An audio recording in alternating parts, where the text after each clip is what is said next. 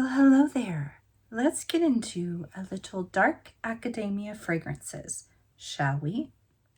Hello, my gorgeous ones. Welcome to Aleisha Budget Beauty. My name is Aleisha. Here on my channel, I love all things fragrance, all across the board, especially when we can get them the most affordably. I talk about Middle Eastern, affordable, high-end, niche, anything that smells good. So if that sounds good to you, please stick around and be a friend.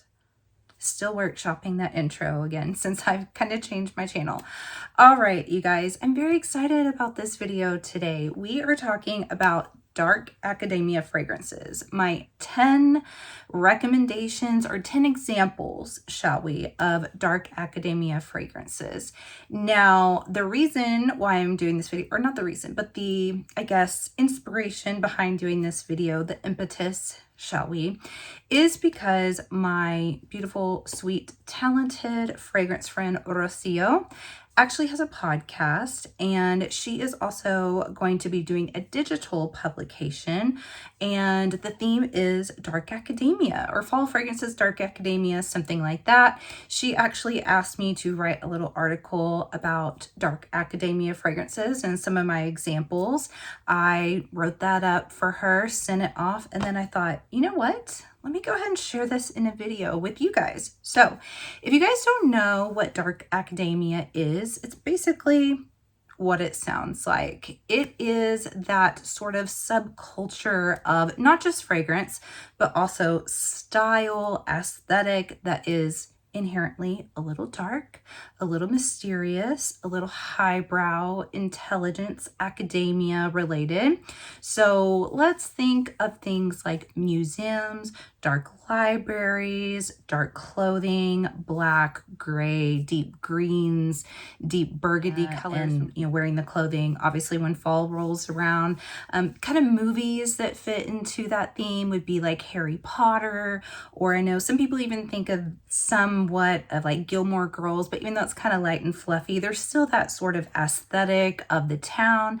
And then in literature, it would be like your Renaissance literature, your kind of Charlotte Bronte area. We're thinking Wuthering Heights. You guys know they're making a movie, a live action movie of that. I'm very, very excited. That was one of my favorites growing up, reading that, the classic literature. Then as far as with fragrance, we are thinking of darker fragrances that make you think, that are mysterious, that are a little romantic, that are layered and rich, and notes like dark vanillas and ouds and incense and spices, dark roses, like real dark florals.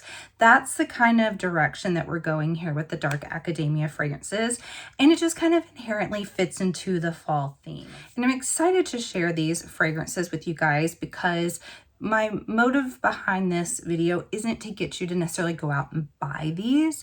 I'm just giving you an example if you weren't really fully aware of what the dark academia is. If you in turn end up interested in these fragrances and you want to purchase one or two, great. But I don't want the kind of driving force of this video to be a purchasing video. I want it to be kind of just educational, fun, a cozy watch. So let's go ahead and get into the dark academia scents.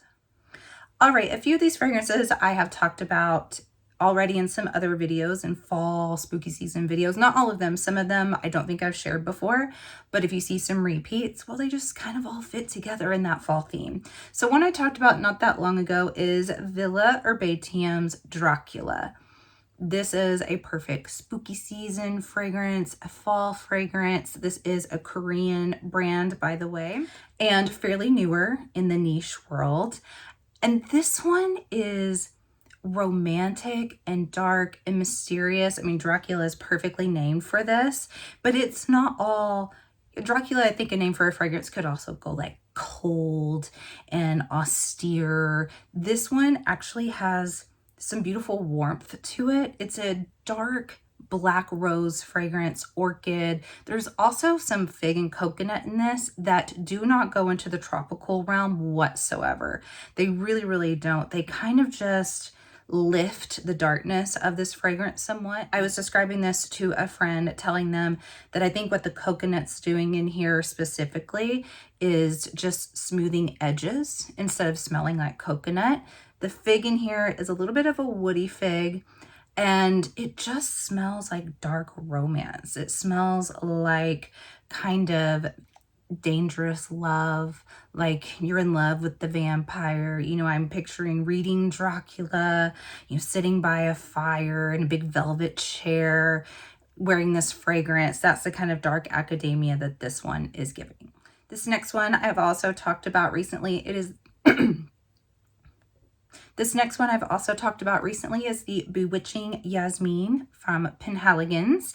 You got the little meow meow on the top here. This is a spicy, dark vanilla fragrance with some cardamom, and you also have some coffee in here, but the coffee is pretty subtle. It just kind of gives it a little bit of a richer scent to it, a little bit of a dark scent without going too much into that real dry roast coffee. It actually kind of has a warmth to it as well. And this one's kind of a cozy, but a little bit mysterious fragrance too. I can actually picture being wrapped up in like your favorite soft blanket. You've got your mystery novel. You kind of find the little dark nook, and you've got just a little light over your shoulder while you're reading, wearing this fragrance. Maybe it's a little bit dreary outside. That's the vibes of the Bewitching Yasmin. If I had to pick one that I feel like really encapsulates the whole dark academia feel, I think it would be Rafat by Paris Corner. This is also a Baby Cat dupe. I still have yet to smell Baby Cat. I just don't really have that strong of a desire. I mean, I kind of want to own the original, but it's just so expensive, and this one's so amazing. I don't really know why I would need to. But when I first got this in, I remember really visualizing that dark, tall, tiered library, like your Beauty and the Beast library with the scaling, sliding ladder, that type of a library. And it smells expensive at the same time. So picture the library in the mansion whenever you're picturing how this fragrance would make you feel. It has some pink pepper, some black pepper. It has some resinous and balsamic vanilla in it. It smells kind of incensey, but it's kind of cocooning, and it's soft and mysterious, but has that little bit of edge of that pepper, but the pepper is not too much. It truly is a perfect fragrance, in my opinion. This also layers so beautifully with so many things. I love this. I truly love this one so much, and it's just an automatic transportation for me, like if I was Belle in that library. Instead of wearing, though, like her beautiful like yellow gown or her little blue with the apron, I would be in something like this, black, snooping around, like finding the perfect book, trying to creep really slowly, not have the beast hear me, and snuggling up with my Rafat. Another one I spoke about in a spooky fragrances video is Prada Infusion de Vanille, and this is just a really smoky vanilla, a mysterious cloud, a little like misty vanilla kind of wafting under the doors.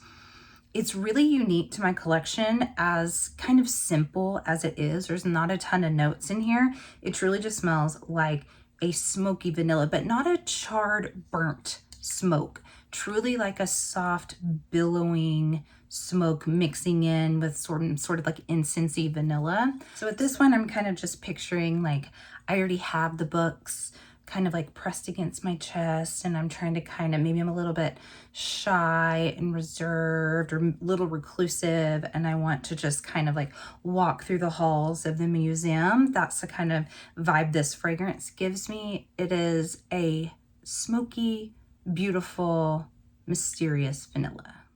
Okay, now with House of 8 by Sniff, this one is also kind of vampire-y to me. So I'm just gonna imagine that I'm reading Dracula again with this fragrance.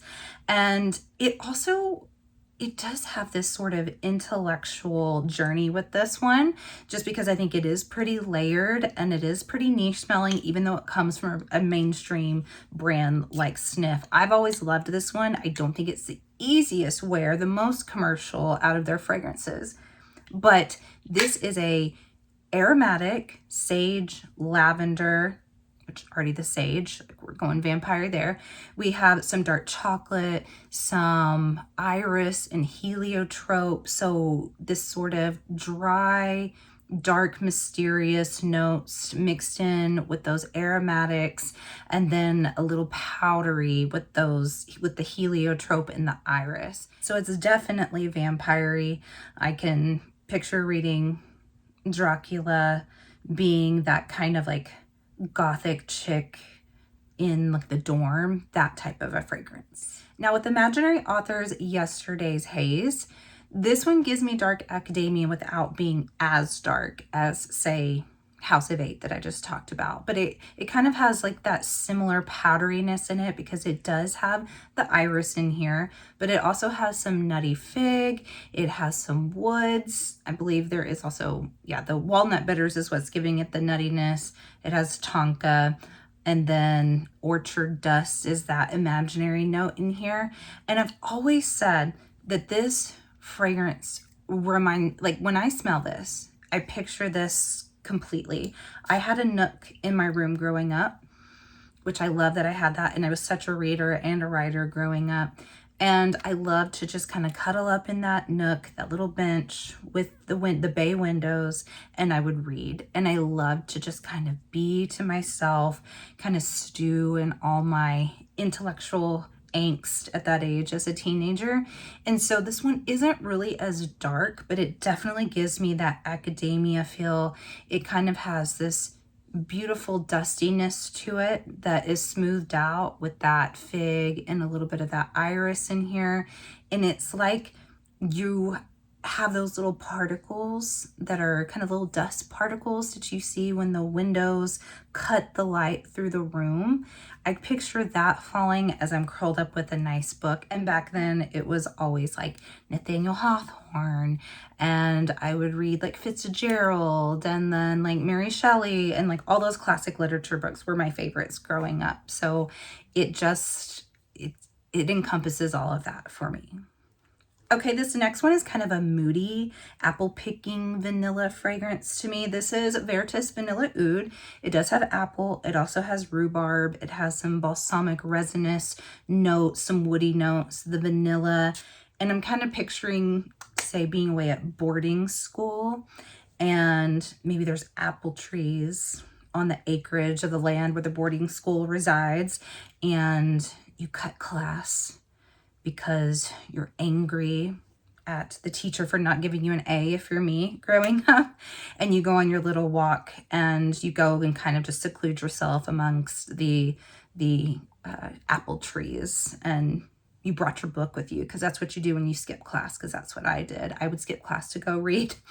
And yeah, you just cuddle up with it and you smell like Vanilla Oud by Veritas. All right, next up we have Day 3's Elan. This is another one of those just really beautiful, kind of romantic, darker vanillas. You have a little bit of silky rose in here as well. So instead of it going fully vanilla woods, that rose is very silky as it runs through here. So it kind of has that dark romance, that unrequited love, or that like tragic love story that you love to read in the old classics. This one's cozy, one that you can wear just to yourself when you cuddle up and read and just kind of get lost in the love story.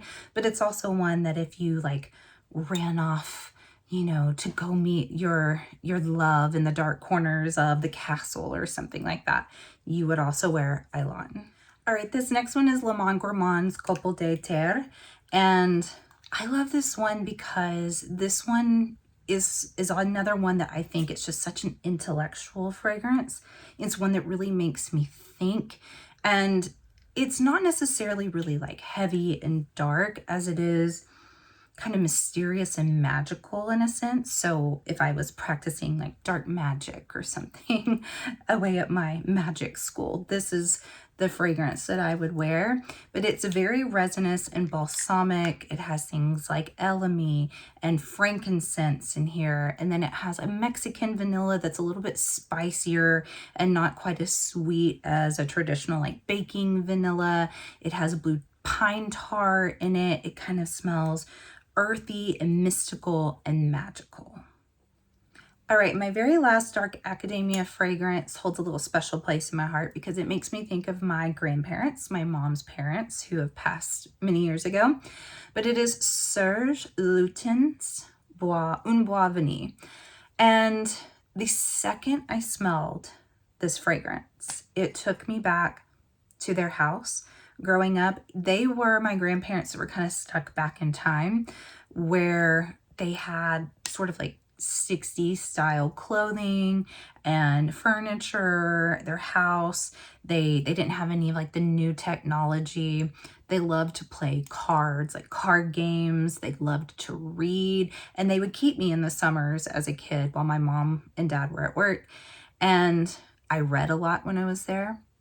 I used my imagination like crazy because there wasn't much to do. We played a lot of those card games, and in the drawers where they kept the deck of cards, they had incense sticks and beeswax and licorice was around. They had like candy around their house, and like black licorice was one thing that they had. So this is a woody vanilla, has beeswax as a note. It has the licorice. It even has a little bitter almond, and it smells like my grandparents' house completely. It just takes me back.